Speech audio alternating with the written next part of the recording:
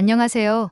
감성건강 FM입니다. 요즘 여러분은 어떠세요? 물건을 들다가 팔에 힘이 쭉 빠지거나 잠깐 바람만 스쳐도 팔꿈치나 손목이 욱신거리신 적 없으세요? 예전엔 가뿐히 들던 생수통. 이젠 팔이 저릿저릿 아파서 양손으로 겨우 들게 되고요. 밤에 자려고 누웠는데 팔이 아프거나 저려서 자꾸 자세를 바꾸게 되는 날도 있죠. 누구나 한 번쯤은 겪는 흔한 통증이지만 그렇다고 그냥 두면 안 되는 게 바로 팔의 신호입니다. 팔의 건강은 우리가 생각하는 것보다 훨씬 중요하거든요. 팔이 불편하면 단순히 힘이 빠지는 것만이 아니라 일상생활 전체가 불편해지기 때문이에요. 예를 들어 아침에 세수할 때 팔이 안 올라가면 머리 감는 것도 일이 되고 옷 입을 때도 불편하고 심지어 식사할 때 수저드는 것조차 귀찮아지고 아프게 느껴지죠. 혹시 여러분 중에는 나이가 들면 당연히 팔도 아픈 거 아니야?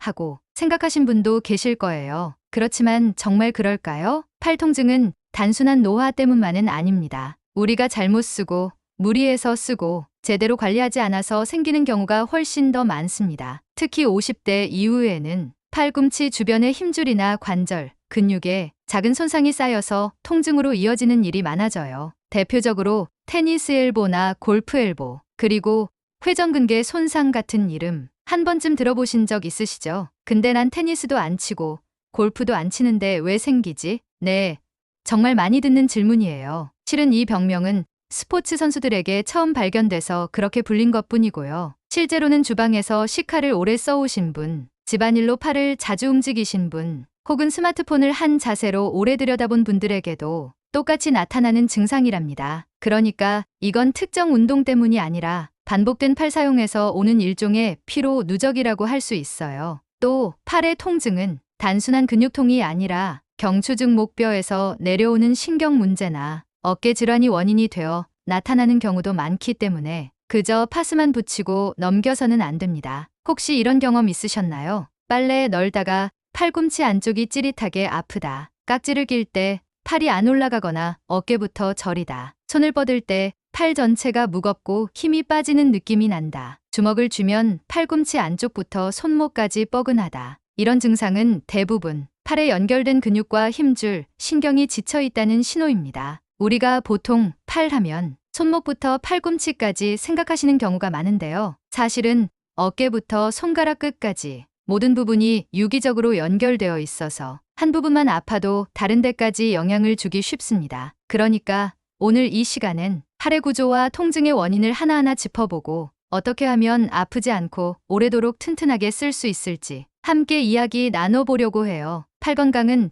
단순한 근육 강화만으로는 해결되지 않아요. 자세, 습관, 스트레칭, 심지어 감정 상태까지 영향을 주거든요. 그렇다면 우리 팔은 어떤 구조로 되어 있고 왜 그렇게 쉽게 아프게 되는 걸까요? 2부에서 본격적으로 알아보겠습니다. 우리 팔, 이제부터라도 제대로 돌봐줄 준비 되셨나요? 자, 이제 본격적으로 팔에 대해 좀 더 자세히 들여다볼까요? 팔은요, 단순히 하나의 긴 뼈가 움직이는 게 아닙니다. 크게 보면 세 부분으로 나눌 수 있어요. 먼저 어깨부터 팔꿈치까지 이 부분은 상완상완이라 부르는데요. 상완에는 우리가 흔히 말하는 알통, 즉 이두근이 있어요. 물건을 들어 올릴 때 활약하는 대표적인 근육이죠. 그 다음 팔꿈치부터 손목까지는 하완사완. 여기에는 다양한 작은 근육과 힘줄이 얽혀 있어서 손가락과 손목을 섬세하게 조절하게 해줘요. 마지막으로 손과 손가락. 이건 팔 전체의 끝 부분이지만 하루에도 수천 번씩 움직이기 때문에 조그만 무리를 해도 금방 통증이 생기죠. 그리고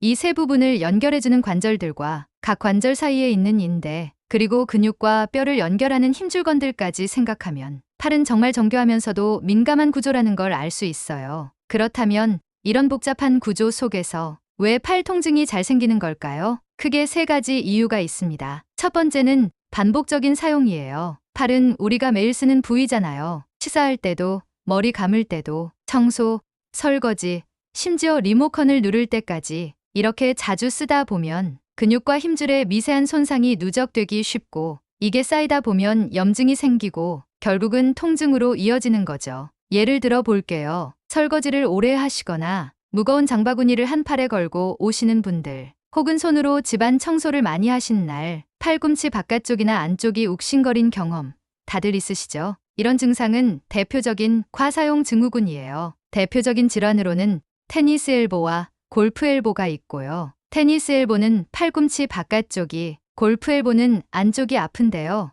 이 이름에 속으시면 안 됩니다. 운동을 하지 않아도 반복적인 팔 사용만으로도 충분히 생길 수 있는 질환이에요. 두 번째는 자세 불균형입니다. 팔이 아픈 분들 중 상당수는요, 사실 원인이 목이나 어깨에서 시작된 경우가 많아요. 요즘 스마트폰 자주 보시죠? 고개 숙이고 한 손으로 들고 반대쪽 손가락으로 계속 터치하다 보면 목이 앞으로 빠지고 어깨는 안쪽으로 말리게 됩니다. 이 자세가 계속되면 목에서 나오는 신경이 눌리고 그 신경이 팔을 타고 내려오면서 저림이나 통증을 유발하는 거예요. 심하면 손끝까지 저리거나 주먹을 쥐기가 어려워지기도 해요. 그래서 단순히 팔만 주물러서는 안 되고 전체적인 자세를 먼저 바로잡는 것이 중요해요. 특히 하루 종일 앉아 계신 분들, 운전 오래 하시는 분들, 가사노동으로 한쪽 팔만 자주 쓰시는 분들, 이런 경우는 반드시 스트레칭과 자세 교정을 병행해 주셔야 합니다. 세 번째는 혈액순환 저하예요. 팔에도 혈관이 지나가는데요. 혈액순환이 원활하지 않으면 근육이 뻣뻣해지고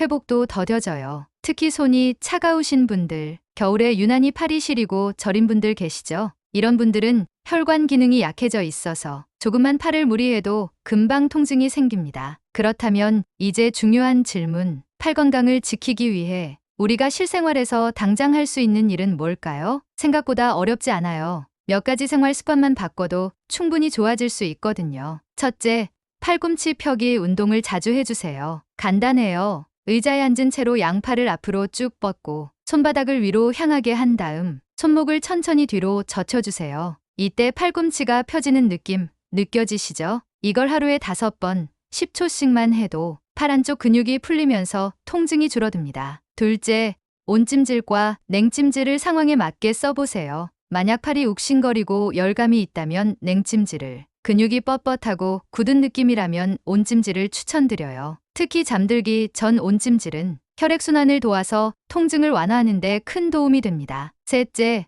손목과 팔꿈치의 사용 횟수 줄이기입니다. 한 손으로 계속 스마트폰을 들고 있거나 한쪽 팔로 무거운 가방을 매는 습관은 의외로 팔에 큰 부담을 줍니다. 양손 번갈아 쓰기, 가능하면 가방은 가볍게 들기, 장시간 같은 자세 피하기, 이 3가지만이라도 기억하신다면 팔이 훨씬 덜 지치게 됩니다. 그리고 음식도 도움이 될 수 있어요. 팔 건강에 좋은 영양소는 어떤 게 있을까요? 비타민 D군 신경 기능을 도와줘서 저림 증상 완화에 효과적입니다. 오메가3 지방산 염증을 줄이는 데 도움이 되죠. 고등어나 연어에 많아요. 마그네슘, 근육 경련 완화에 도움이 됩니다. 바나나나 견과류에 풍부해요. 이제 슬슬 팔의 구조와 통증의 원인, 그리고 실생활에서 적용할 수 있는 관리 방법까지 살펴봤는데요. 하지만 여기서 끝이 아니죠. 3부에서는 팔을 건강하게 유지하기 위한 스트레칭 루틴, 자세 교정 방법, 그리고 마음 건강과의 연결까지 조금 더 따뜻한 이야기로 마무리해 드릴게요.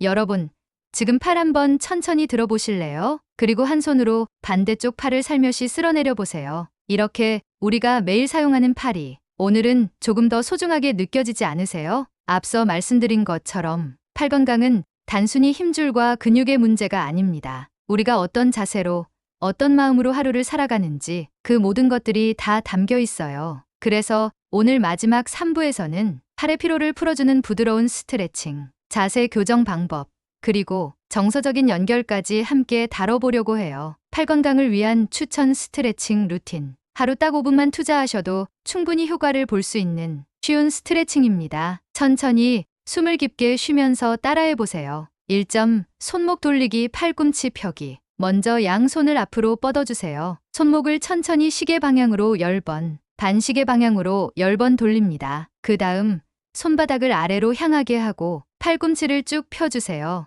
이때 손끝을 몸쪽으로 당기듯 젖히면 팔꿈치부터 손목까지 시원한 당김이 느껴지실 거예요. 이 동작은 테니스 엘보, 골프 엘보 예방에 큰 도움이 됩니다. 2점, 벽 짚고 팔 스트레칭. 집에 벽 하나만 있으면 누구나 할 수 있는 방법이에요. 옆으로 선 상태에서 한 손을 벽에 대고 팔을 쭉 펴고 뒤로 살짝 젖혀주세요. 몸을 천천히 반대 방향으로 틀면 팔 안쪽과 어깨까지 근육이 늘어나는 느낌이 드실 거예요. 이건 팔뿐 아니라 굳은 어깨까지도 동시에 풀어주는 효과가 있어요. 3점, 어깨 끌어올렸다 내리기. 팔이 아플 때는 어깨도 함께 뭉쳐있는 경우가 많아요. 그래서 어깨 근육도 풀어주는 것이 중요합니다. 양 어깨를 귀 쪽으로 천천히 끌어올렸다가 툭 하며 떨어뜨리듯 내려보세요. 이 동작을 10번만 해도 어깨 주변이 훨씬 가벼워지고 팔도 편안해져요. 자세 교정으로 팔 피로 줄이기, 팔 건강을 지키기 위해선 사실